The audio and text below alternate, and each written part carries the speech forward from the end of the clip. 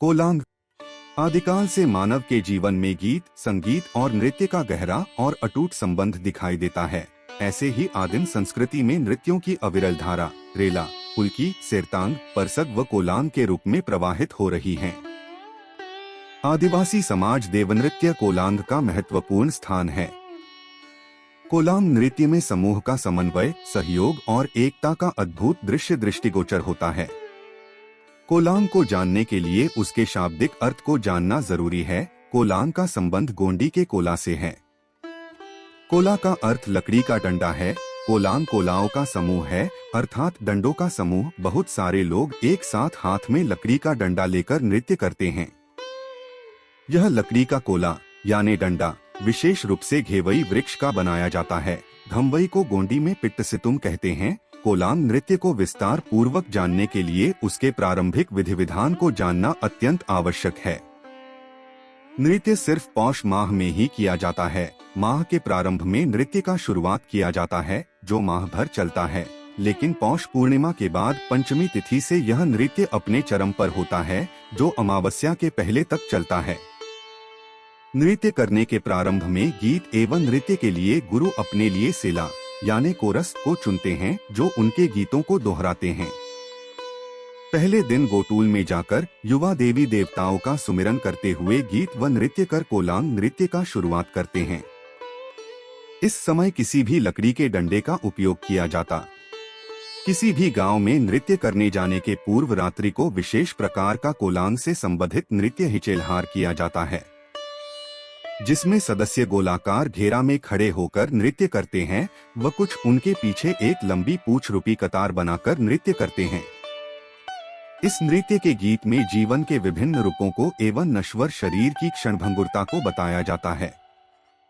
तत्पश्चात प्रातः बिना अन्न जल ग्रहण किए जंगल में जाकर धवई वृक्ष का डंडा काटकर लाते हैं, जो अति महत्वपूर्ण है। धवई के डंडा का छाल निकालकर डंडे में पुन लपेटकर जलाया जाता है, जिससे डंडा में विशेष प्रकार का सजावट होता है। दूसरे गांव नाच में जाने के पूर्व सभी एकत्रित होकर गांव के गायता यानी पुजारी के घर जाकर उनके घर नृत्य के माध्यम से आशीर्वाद मांगते हैं। आशीर्वाद स्वरूप गायता की पत्नी शेषा यानी दान देती है, जिसमें अनाज पैसा शामिल होता है। उसके बाद गायता गांव की युवतियों के साथ कोलांग लेओर यानी कोलांग नाचने वाले युवाओं को विदा करने गांव के सीमा में जाते हैं। वहां गायता द्वारा चांवल एवं आंवले की पत्ती को मिलाकर पूजा अर्चना किया जाता है, जिसे तप्रमुना कहते हैं। फिर उस पूजन स्थल को पार करते हुए सारे सदस्य बारी बारी से जाते हैं। निश्चित गांव में जाकर सत्संबर कर उक्त गांव के गायता के घर पहले नृत्य करते हैं। वहां से गोटूल में आकर रात भर नृत्य करते हैं, जहां पर लड़कियां यानी लेओर यानी लड़कों को हराने के लिए गीत गाती है, जिसका लड़कों का जवाब देना पड़ता है। गीत के माध्यम से कई तरह के प्रश्न पूछे जाते हैं, जिनका उत्तर गीत के माध्यम से ही देना पड़ता है। इस विद्या को द्वार गीत के नाम से जानते हैं। प्रायः फिर गायता के घर जाकर नृत्य करते हैं, जिसमें नर्तक एक दूसरे के ऊपर चढ़कर मीनार रूपी आकृति बनाते हैं, जिसे देउर तेरेहाना यानी देउर चढ़ाना कहा जाता है। देउर के माध्यम से नर्तक अपने शौर्य का प्रदर्शन करते हैं।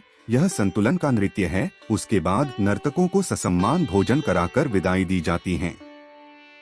विदाई में गांव वासियों द्वारा यथाशक्ति शेषा दान दी जाती है। विदाई के बाद नर्तक अपने गांव की ओर लौट आते हैं। गांव में प्रवेश के पूर्व सीमा में पुनः नर्तक दल के गुरु यानी मुखिया या गीतकार द्वारा पूजा की जाती है और कामना है कि हमारे साथ जो भी बाहरी शक्तियां रोग आ रही हैं, वे वापस हो जाएं। फिर सभी गांव में प्रवेश करते हैं और अपने गांव के गायता के घर जाकर नृत्य करते हैं। उसके पश्चात गोटूल में आकर पुनः कोलांग उतारने का गीत गाते हुए नृत्य करते हैं, जिसे कोलांग रेहाना कहा जाता है। इसके पूर्व गांव की युवतियां गोटूल में विशेष तैयारी करती है। जंगल में जाकर सिमल या बिरडोल वृक्ष के 2 तनों को लाकर चबूतरा बनाकर गढ़ाते हैं, जिसमें युवकों द्वारा अपने नृत्य के डंडों को टांगा जाता है। परंतु इसमें भी एक बात का विशेष ध्यान रखना पड़ता है। पाटा गुरु यानी मुख्य गीतकार के डंडा रखने के पश्चात ही बाकी सदस्य डंडों को रखेंगे। पहले रखने से वह दंड का भागी होगा।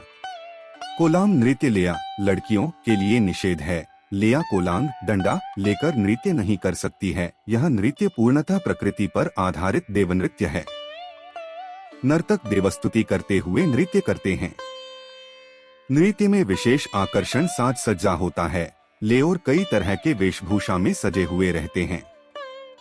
नर्तक गले में रुपया माला जो चांदी के सिक्कों का बना होता है, मूंगा माला व सूता यानी चांदी का आभूषण पहनते हैं। सिर में पगड़ी बांधा जाता है जो कई तरह से बांधे जाते थे। एक किल्ले पागा यानी छत नुमा पगड़ी जिसमें रेशम के धागों को विशेष तरह से बांधकर सजाया जाता है। उस पगड़ी के ऊपर गोडेल काया यानी मोर पंख की कलगी लगाई जाती है जिसे स्थानीय गोंडी भाषा में कुपार कहा जाता है, जो अत्यंत ही मोहक लगती है। दूसरा पगड़ी कोसारी यानी कोसा कपड़ा होता है जिसका पहला छोर को सिर में बांधकर दूसरे छोर को घुटनों तक लंबा छोड़ दिया जाता है, जो आकर्षक पूंछ की भांति प्रतीत होता है। इन आकर्षक पगड़ियों की सजावट को देखकर गोंडी में इनकी सुंदरता के बारे में कहा गया है। बूम गोरे गोरे कुपार नेल गोरे गोरे तोकार अर्थात आसमान को छूता हुआ कलगी और धरती को छूता हुआ पूंछ। कोलाम नृत्य में जिलांग का महत्वपूर्ण स्थान है जिसे कमर में बांधकर नृत्य करते हैं। जिलांग यानी घुंघरू का समूह बहुत सारे लगभग 100 से 150 की संख्या में होते हैं। बड़े बड़े घुंघरुओं को एक मजबूत कांसा धातु के तार में बांधकर बनाया जाता है जिसे पहनकर नृत्य करते हैं। पैर में पैजनिया पहना जाता है।